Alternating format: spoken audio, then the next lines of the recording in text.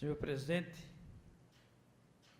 presidente da Casa, vereador Antônio Henrique, vereadora Magali, vereador Rocha, componentes da mesa, demais vereadores, minhas senhoras e meus senhores. A política nordestina tem alguns aspectos muito interessantes que mistura política com arte. E numa época dessa de período eleitoral, é bem propício que seja relembrado. Eu talvez seja aqui dos vereadores o único que teve assim, a oportunidade de morar numa casa sem energia elétrica quando menino. E por isso eu sei o furor que causou na época a hidroelétrica de Paulo Afonso. Hoje se fala na transposição das águas do Rio São Francisco. Mas a hidroelétrica de Paulo Afonso foi uma obra que teve, não teve a repercussão de hoje, porque os meios de comunicação, mas foi uma obra de uma importância extraordinária. E eu me lembro muito bem que se procurou, eu não sei se foi Zé Dantas, que era um compositor ali de Carnaíba, terra de Anchieta, que trabalhava junto com Luiz Gonzaga, eles fizeram uma música sobre Paulo Afonso, onde eles procuraram valorizar quatro figuras profundamente relacionadas com aquela obra. Delmiro Gouveia, até tem a cidade de Delmiro, perto de Paulo Afonso.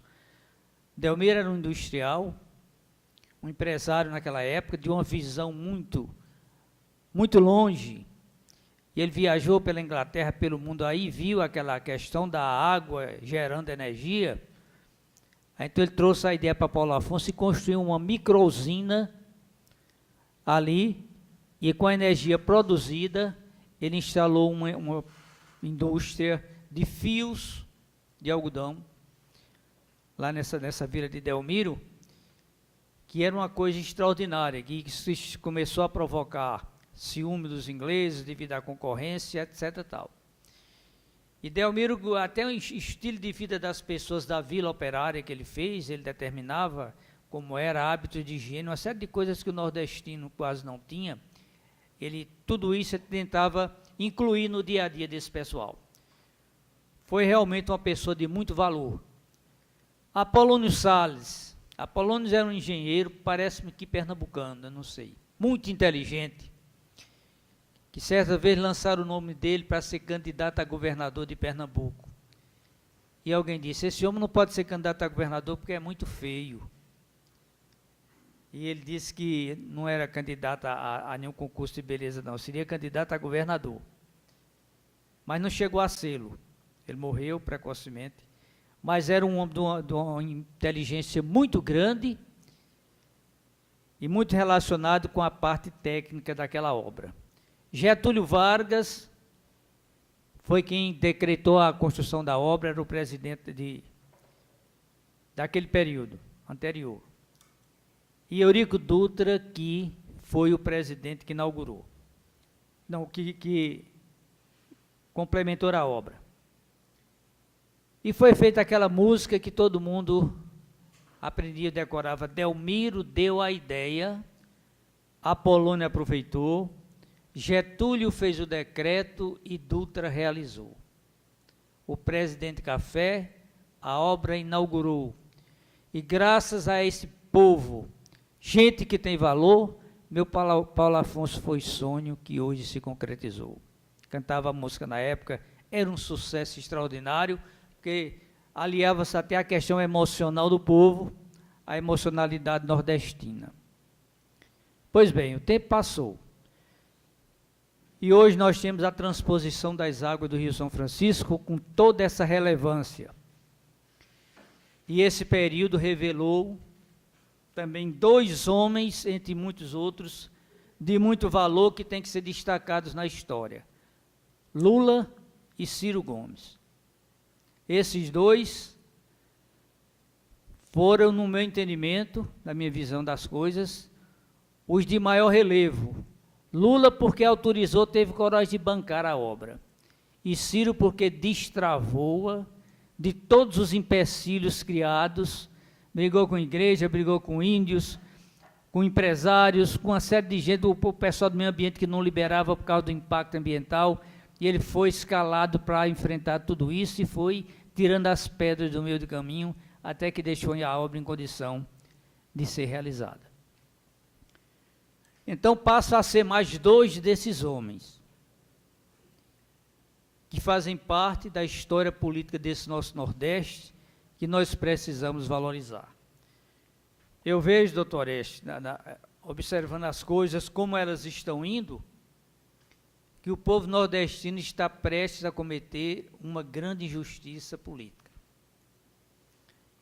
Pela segunda ou terceira vez, talvez dessa vez até definitiva, sacrificar uma liderança como Ciro Gomes e colocando no seu lugar o senhor Haddad, que mesmo sendo representante de Lula, e não digo que não seja capacitado para a função, acredito que seja, mas que eu não acho justo. Eu não acho justo.